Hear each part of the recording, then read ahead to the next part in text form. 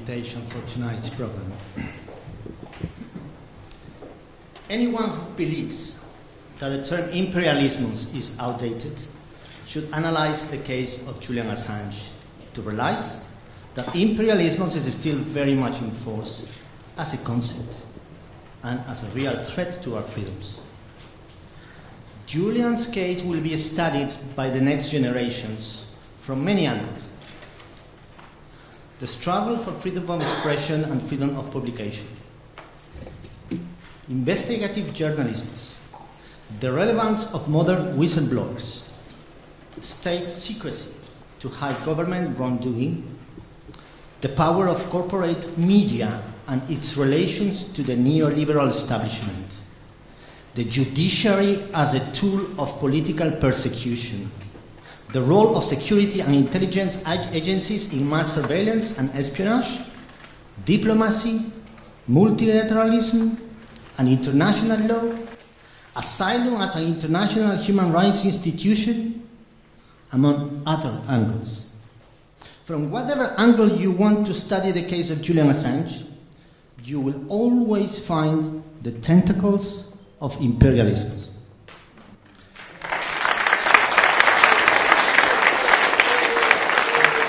When no one less than the special repertoire of the United Nations Against Torture, Niels Melzer, who re-injects on us a bit of a lost faith in the UN, referring to the case of Julian, tells us a devastating and powerful statement. Quote, "In 20 years of work with victims of war, violence and political persecution, I have never seen a group of democratic states ganging up to deliberately isolate, demonize, and abuse a single individual for such a long time and with so little regard for human dignity and the rule of law." We have, when we hear that from a UN representative, we have to ask ourselves, why is that suddenly different judicial authorities, different diplomats, different establishment politicians, different corporate media from different countries coincide to dance the same obscene music in Julian's case? The answer is imperialism.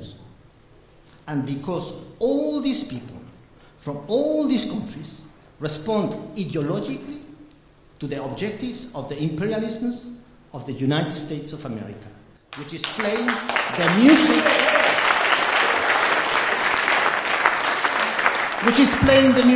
and moving the strings.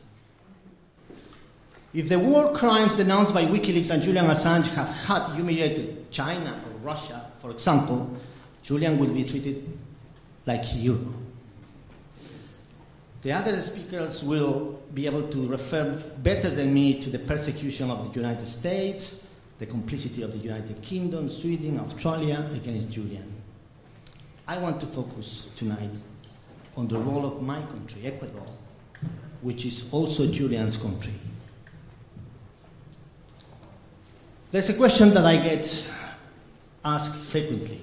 Why did Julian Assange choose Ecuador for political asylum? If there are hundreds of embassies in London, why Ecuador? I cannot answer for Julian, but my understanding of this is the following. In 2012, when Julian entered my embassy, Ecuador was going through an exceptional historical moment known as the Citizen Revolution, which lasted 10 years from 2007 to 2017. With our most progressive government in the last 100 years, focused on taking back our national sovereignty. At the end of the Citizen Revolution, Ecuador's economy has doubled. By changing economic and social policies, Ecuador increased its social investment by 4 times. Several tax reforms have ensured that the wealthy and the foreign companies could not longer avoid paying taxes. Government income, tax revenues have more than tripled only in 5 years, and not by increasing taxes, just making sure that the ones who have to do their share to pay, the powerful, the wealthy, pay. Extreme poverty reduced by more than half, poverty reduced by a third, catapulting millions of people from poor to middle class. Concentration of income measured by the Gini coefficient showed the highest reduction in inequality in the region. Social security coverage has nearly doubled. Public health care became totally free. The United Nations in 2017 declared the new Ecuadorian health system as the most innovative in the world. Education became truly free. University education was completely free. Ecuador had one of the highest levels of investment in higher education in the world. Ecuador, under the Citizen Revolution, implementing a sovereign central planned economy where nearly 90% of oil exploitations had state participation, and the main benefits of the industry remain in the country. The International Monetary Fund and the World Bank did not mess with our economy at the time. Ecuador became the first nation to give rights to nature, which it has done in its constitution. Ecuador has achieved one of the cleanest energy matrices in the world, with over 94% of our electricity generated by renewable energy. The country that has had the biggest US military base in South America, and where the CIA dealt directly with Ecuadorian police and with Ecuadorian intelligence services, now in our constitution, declares the country as territory of peace. Therefore, the presence of any exterior military troops is forbidden. Ecuador Constitution also landmark achievement in the recognition and protection of rights of migrants, recognizing the principle of universal citizenship, which promotes the free movement of people, declares migration as a human right, and that nobody can be considered illegal on the basis of their immigration status, making Ecuador indeed the first open-door country in the world, not requiring a visa for any visitors, regardless of their nationality. The UN High Commissioner for Refugees has praised Ecuador's refugee policy, highlighting that the country has not confined its over 50,000 refugees to camps, but has integrated them into the Ecuadorian society with full enjoyment of their human rights. Ecuador was also the only country to ask WikiLeaks to publish all the diplomatic cables referring to itself, without exception, in a demonstration of transparency that securely contributed to Julian's thinking of Ecuador as a potential ally. That was the Ecuador that in 2012 opened the door for Julian Assange to uphold the right to asylum, to defend freedom of expression and equality of nations in the international arena. That was the Ecuador I felt proud of.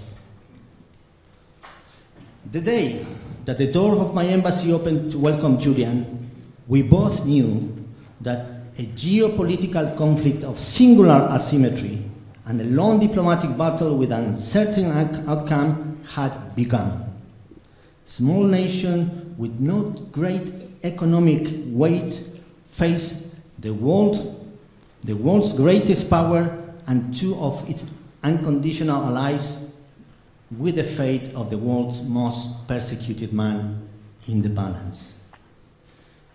Ecuador, even before granting political asylum, tried to obtain guarantees from Sweden and the United Kingdom that Julian would not be extradited to the US for journalistic activity. An attempt was also made to corroborate the existence of the grand jury from USA. Australia was invited to offer its protection to its citizens. There were not positive outcomes, not at the time, nor in the following 7 years. During the first 3 years, the embassy was surrounded by police in the street and lobby of the building.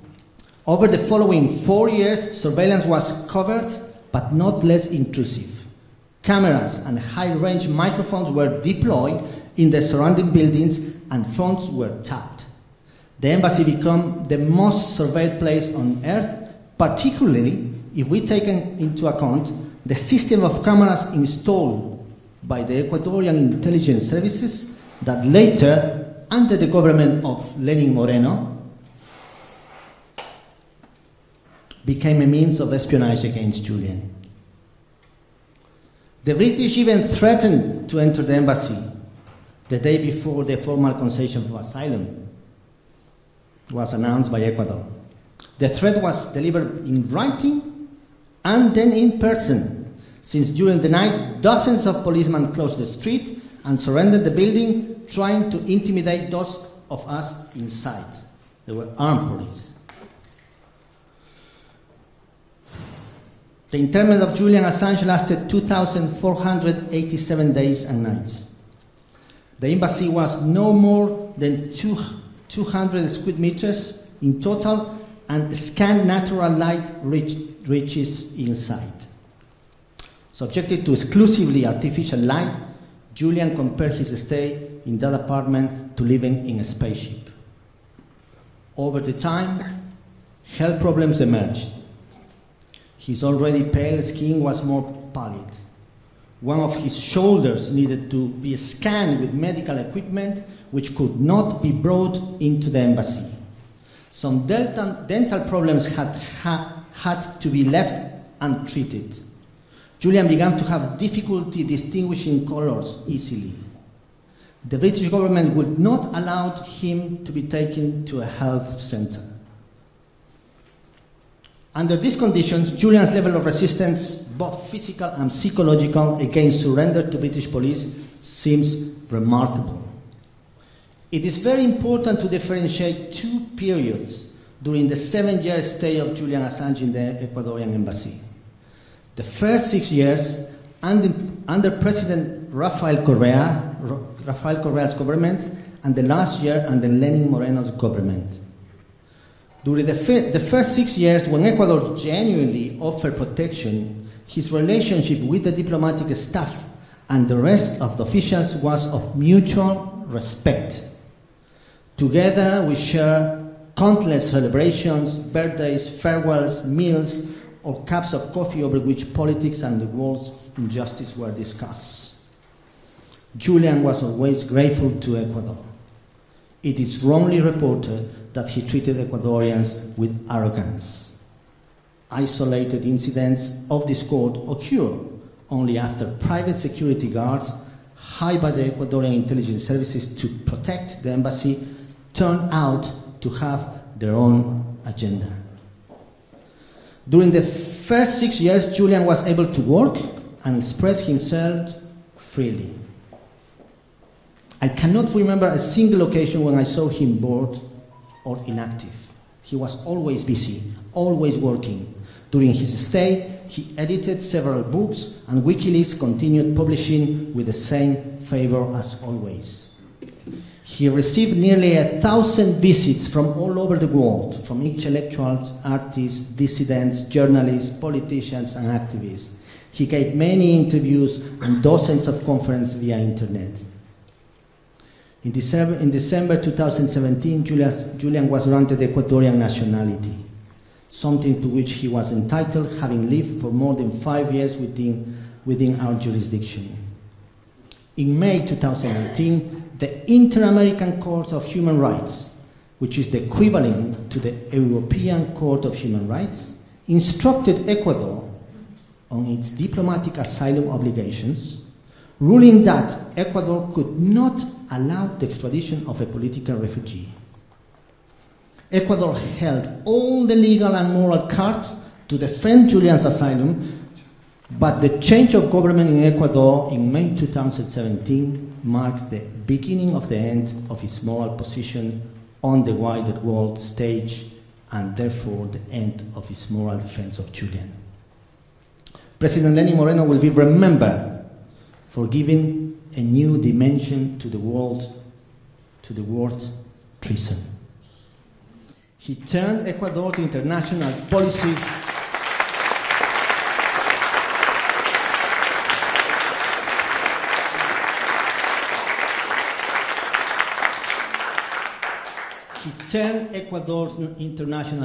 upside down, obeying the demands of the United States and surrendering its principled stand on human rights.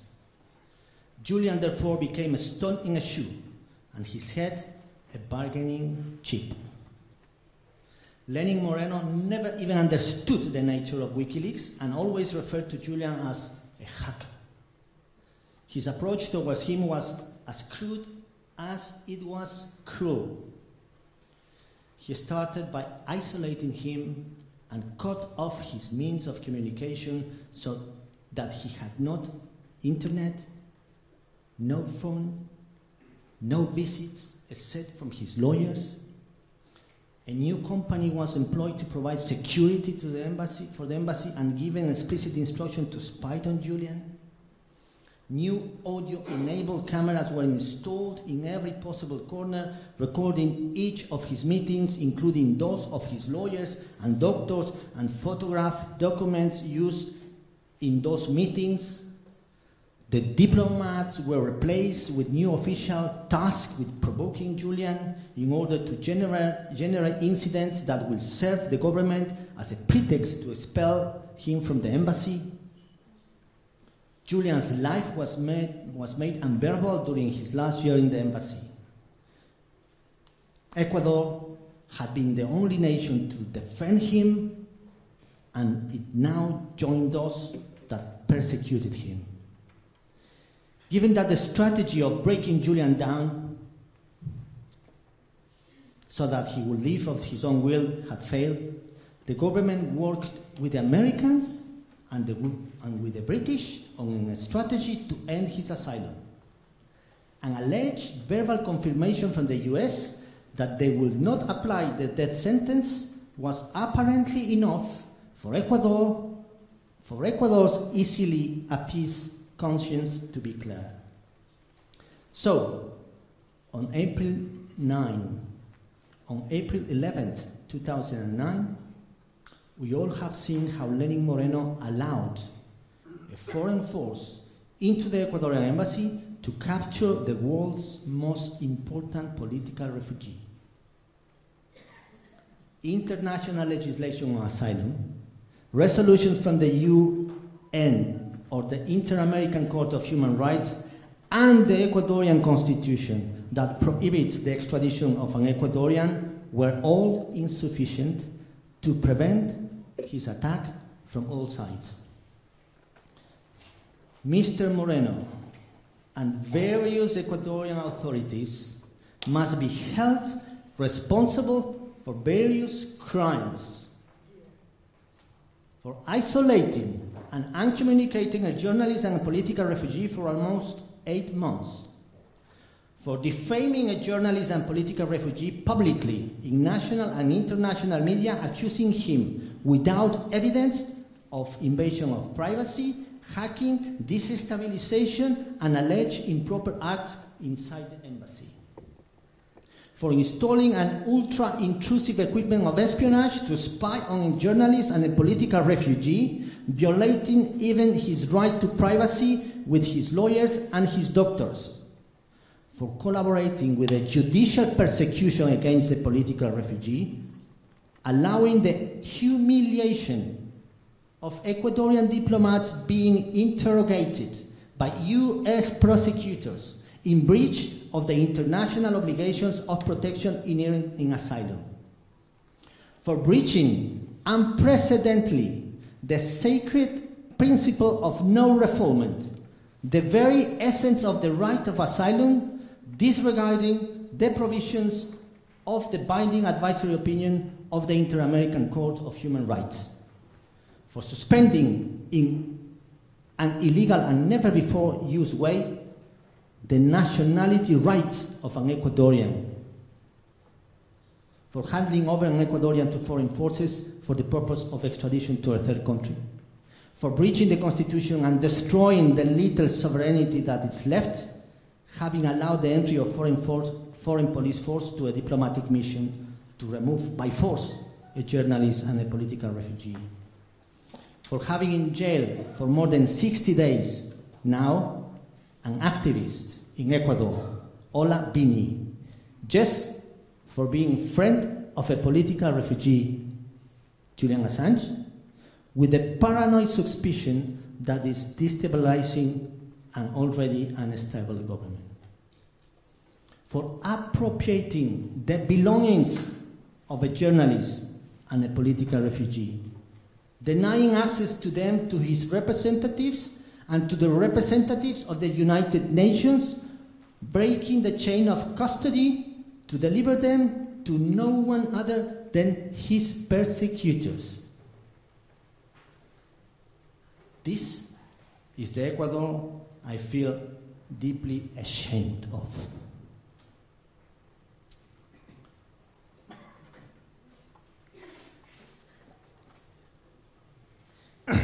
Julian has been stabbed in the back by the ones who were supposed to protect him.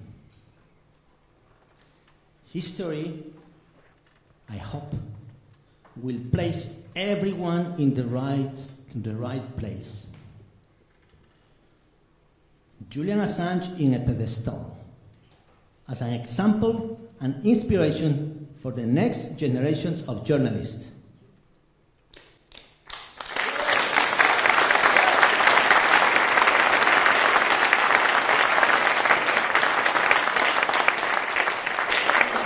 Lenin Moreno in the dump of history. Julian is hurt, but he's not broken. I know him well, like no many other people do. Now, there is no nation to protect him. He depends on the solidarity of those of us who understand what imperialism is and the need for challenging it without fear, as Julian has done. Julian's freedom is our freedom to tell and to know the truth.